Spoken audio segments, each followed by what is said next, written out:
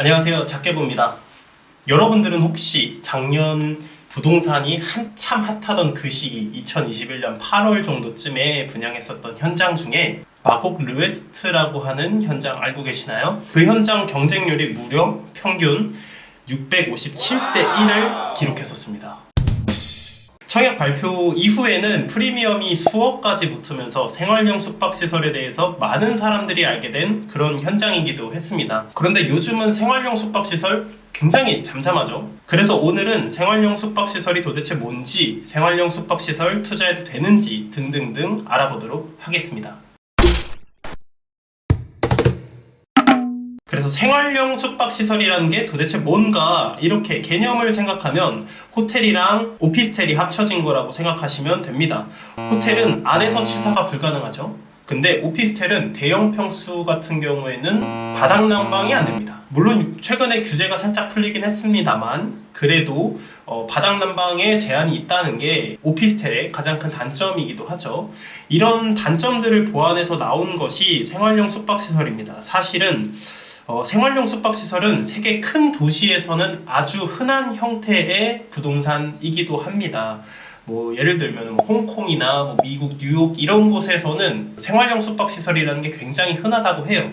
한국에서도 부산 LCT 아니면 잠실에 있는 롯데 시그니엘 이런 것들도 생활용 숙박시설입니다. 여기서 어떤 느낌인지 조금 감이 오시나요? 그 지역의 대표 랜드마크, 가장 높은 건물, 고층으로 지을 수 있는 것들이 생숙입니다. 그런데 그래 좋다 이거야. 근데 호텔이라면서 전입신고는 되고? 이렇게 생각하실 것 같아요. 이게 전입신고에 대한 말이 굉장히 많았거든요. 결론을 말씀드리면 됩니다. 전입신고는 되는 게 맞아요. 근데 이것도 반만 맞고 반은 틀렸습니다. 임차인 입장에서는 전입신고가 됩니다. 임차인 입장에서는 모텔에도 달방이라는 게 있고 호텔에도 전입신고가 되잖아요. 상가도 전입신고가 되고 근린생활시설에서도 전입신고가 되고 하다못해 비닐하우스에서도 전입신고는 됩니다. 무슨 소리야? 생활용 숙박시설은 전입신고가 안 돼. 너 잘못 알고 있는 거 아니야?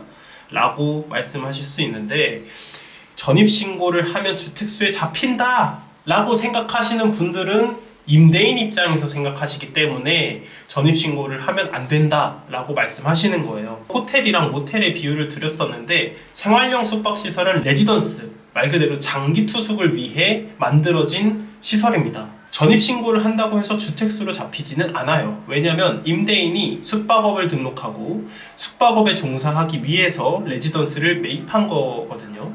그렇기 때문에 원래는 주택수에 포함이 안 되는 게 맞습니다. 근데 여기에도 조건은 있어요. 위탁 운영사가 있어야지 얘 숙박업 하고 있구나 라고 인정을 합니다. 주택수에 잡힌다 라고 생각하고 계시는 그러한 형태의 생숙은 아파트나 오피스텔 같은 주거용 상품의 규제를 피하기 위해 만들어진 생숙을 의미를 해요.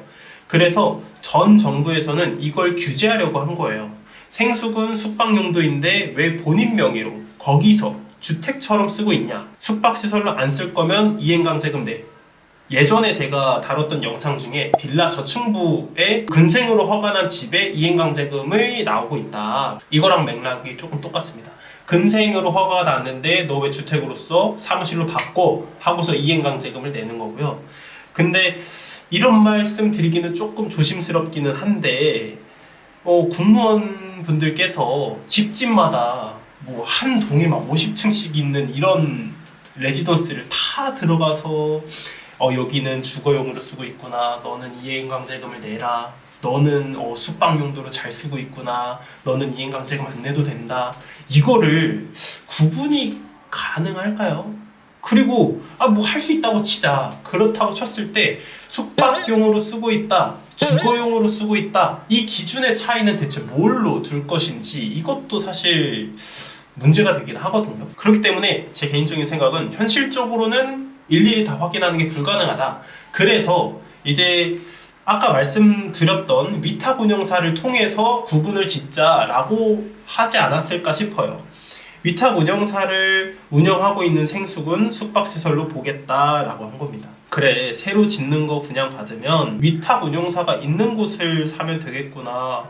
근데 난 이미 위탁 운용사가 없는 곳을 샀는데 어떡하지? 라고 생각하시는 분들은 당장 입주민회의에서 위탁 운용사를 강하게 좀 추진을 하셔야 됩니다. 2023년에는 진짜로 이행강제금이 나올 수도 있거든요. 그렇기 때문에 입주민회의 통해서 꼭 생활용 숙박시설이라는 완전체를 조건을 갖추셔야 될 것 같습니다. 여기까지는 일단 생활용 숙박시설에 대한 개념이랑 논점이 되는 부분에 대한 설명이었어요. 그래서 생활용 숙박시설 투자해? 마라? 이렇게 생각하시는 분들께 제가 답을 못 드리겠습니다. 왜냐면 투자는 개인의 선택이시기 때문에 제가 하라 마라 이렇게 말씀을 드릴 수가 없어요. 근데 투자 성격에 따라서 다르다라는 건 좀 확실하게 말씀드릴 수는 있을 것 같아요. 생활용 숙박시설을 일반 주거용 상품에 투자한다라는 개념으로 접근하시기보다는 상가나 건물이나 지식산업센터 이런 수익형 부동산에 투자하듯이 투자를 하셔야 된다고 봅니다. 왜냐하면 전세자금 대출 이런 개념이 없어요. 전세자금 대출 이런 거는 주택에만 있기 때문에 이런 수익형 부동산에는 전세라는 개념이 없기 때문에 레버리지 활용하는 게 대출을 통해서밖에 되지 않습니다. 그거를 꼭 유념하셔야 될 것 같고요.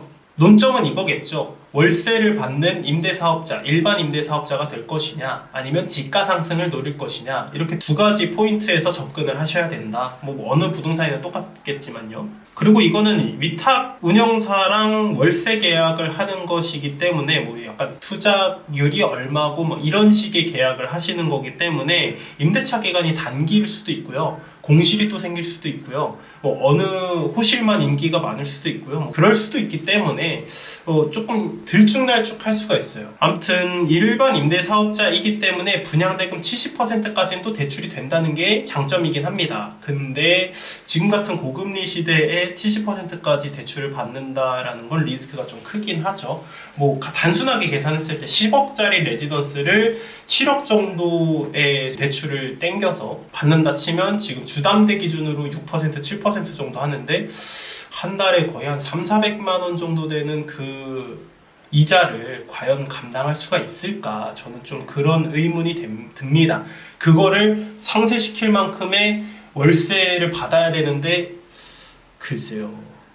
저는 충분히 생활용 숙박시설에 대한 제 개인적인 생각을 말씀을 드렸는데 투자하시는 분들이나 그거에 대해서 이제 상품에 대해서 조금 더 긍정적으로 바라보고 계시는 분들은 다른 의견이 분명히 있으실 거예요. 그 다른 의견들 댓글로 많이 달아주시고요. 저도 좀 배우고 이런 생각을 하기도 하는구나, 이런 부분이 또 장점일 수도 있겠구나, 이것들을 좀 제가 또 흡수해서 제 걸로 만들어서 또 많은 분들에게 또 말씀을 드릴 수 있도록 노력 한번 해보도록 하겠습니다. 오늘 생활용 숙박시설에 대해서는 여기까지 알아보도록 하고요. 저는 다음에 더 좋은 영상으로 한번 찾아뵙도록 하겠습니다. 오늘도 봐주셔서 감사합니다.